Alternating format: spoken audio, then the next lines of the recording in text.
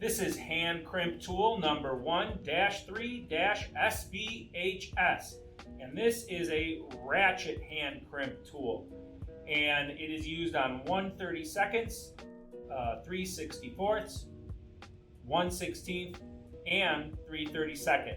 I'm going to demonstrate it on 1/16 and 3/32. And I should mention that the key feature with the ratcheting tool is that the tool has to be fully closed before it'll allow you to release it and open it. I'll start with the 1/16. In your smallest three cavities, the width of that cavity is about 3/8 of an inch, which is coincidentally the width of a sleeve that you would put in there.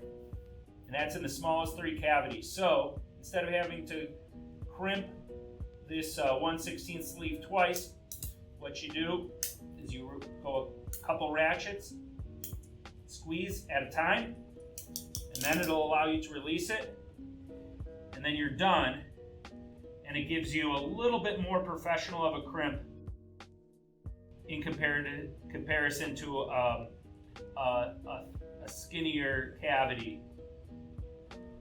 There's less flash.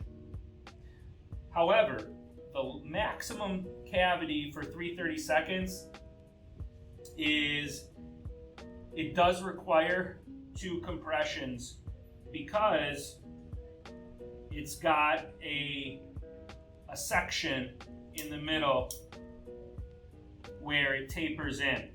So you have to get a good crimp twice on that largest of the 4 cavities.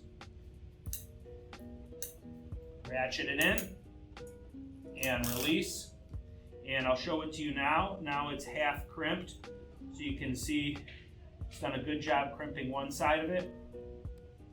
I'm going to put it back in to get that second crimp on the 3/32, and we'll ratchet a couple clicks at a time and about 4 compressions.